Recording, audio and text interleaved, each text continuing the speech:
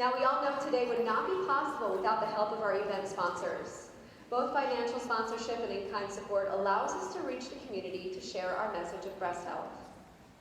Our presenting sponsor this evening is Stacy Bacheri.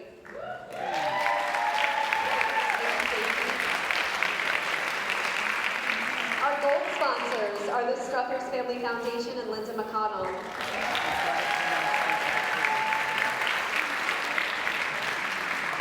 Our silver sponsors are AmeriHealth Caritas Delaware, Hopkins & Sons, Hyatt Place Wilmington Riverfront, Susan Chinichi, Lisa and Greg Sylvester, and Tonic Bar and Grill.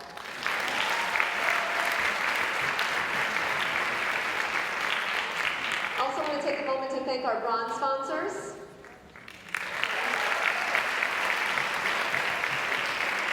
And thank you to our in-kind sponsors.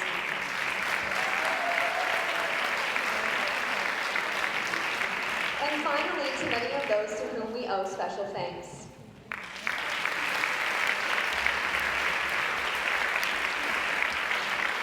And thank you so much to everyone else for your generous contributions, and thank you all for helping to make tonight a huge success. This evening, we celebrate the 10th anniversary of Great Stuff Savvy and Great Stuff Home Resale Shops.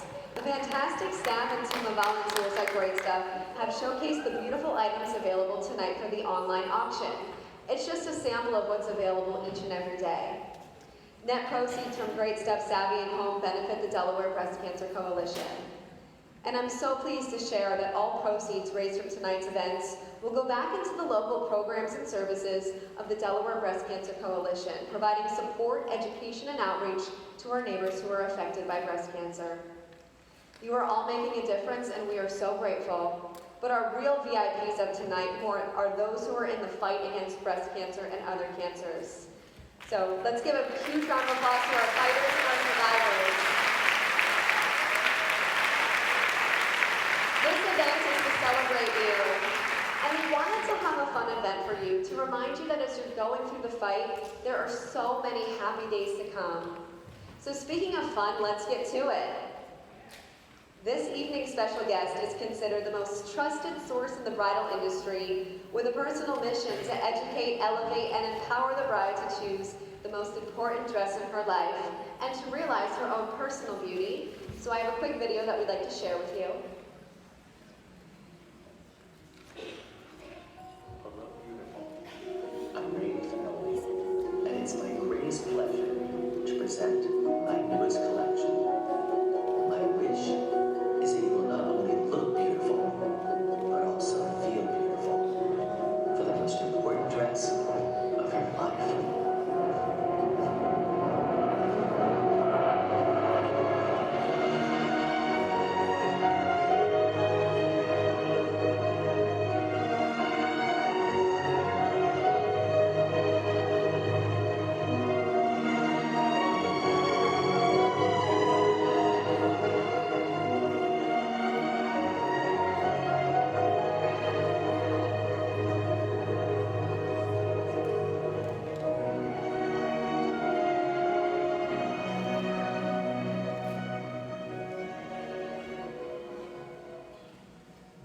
Ladies and gentlemen, please join me in welcoming to the stage designer, fashion and beauty expert, star of TLC Say Yes to the Dress, Say Yes to the Dress America, and author of It's All About the Dress, Randy Fenoli. Thank you, Jessica. Thank you for being here. Hello, beautiful Delaware! How's everyone doing this evening?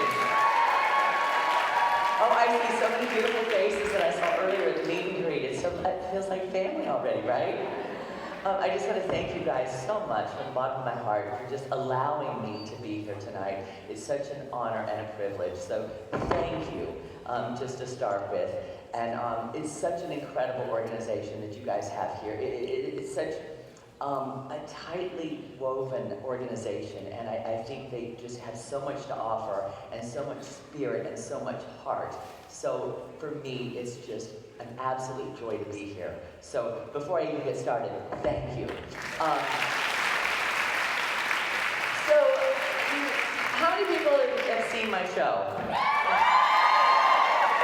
Okay, for those of you that haven't, I'll forgive you for now.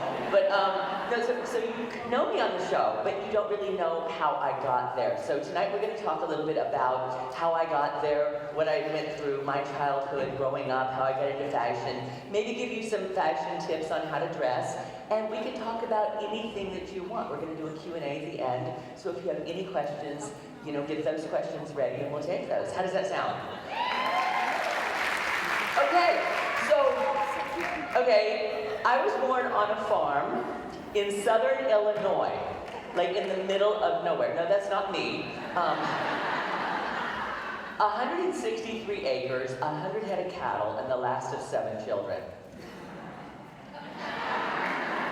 What were my parents thinking? I mean, look at me, really? 100 head of cattle? So, yeah, here's a picture of my family, actually. Picture perfect family, right? Yeah, it looks that way. This is actually my sister on the right, who passed away when she was 26 and I was 12.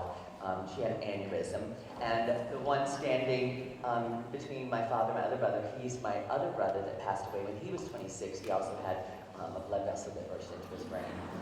And that's my father in the back, who was a lieutenant colonel in the military and very abusive to me as a child. So, you know, you see me on TV and you're like, well, oh, he's such a happy guy. He gets to work with white dresses all the time. But I do have a past, you know, and it's not always what you think it is. But I'm so grateful that I was able to escape, you know, my childhood and get through that and not become my father, which is really wonderful. God rest his soul. You know, but anyway, and my mother's in the middle, which you may have seen on one of the episodes. She's quite the woman. At 96, she rides in a motorcycle group. She's just a lovely lady, I have to tell you. And church every Sunday, and I just moved her from Louisiana to Florida. I live in West Palm Beach, Florida. I know everyone thinks I work in Kleinfeld, which I did for 5 years.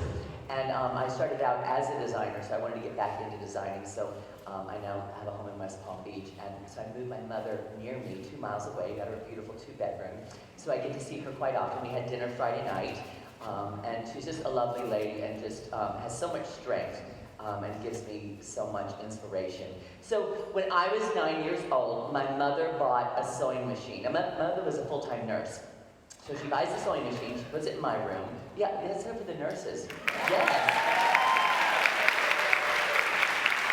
Nurses and teachers, I have to tell you, they don't get enough credit. Yeah. Especially teachers that have to take care of, us little brats, right? I was wild in school. Anyway, but I was good. I was a straight A student, but I was just wild. And I think I had just too much going on in my head. Anyway, I digress. My mother bought a sewing machine. She put it in my room. And no, this is not me sewing, but just to make sure I keep on track. The slides keep me, hopefully, focused sometimes. But she bought a sewing machine. She said, Randy, do not touch my good sewing machine. Do not touch my good scissors. And do not touch my good fabric. And of course, every mother has their good scissors, right? Right, you better not touch them. Anyway, my mother could not put a hem in a terry cloth towel to save her life. I swear to God. And I would watch her, and I'm like, what's the big deal? Like, you know, you put your foot on the pedal and you let the fabric go, and, you know, it sews.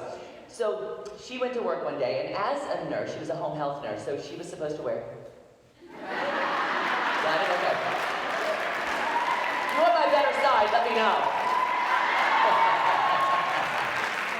So she was a home health nurse, so she had to wear blue and white. And so she went to work one day, and we had a 10-foot table because we had, 7 kids.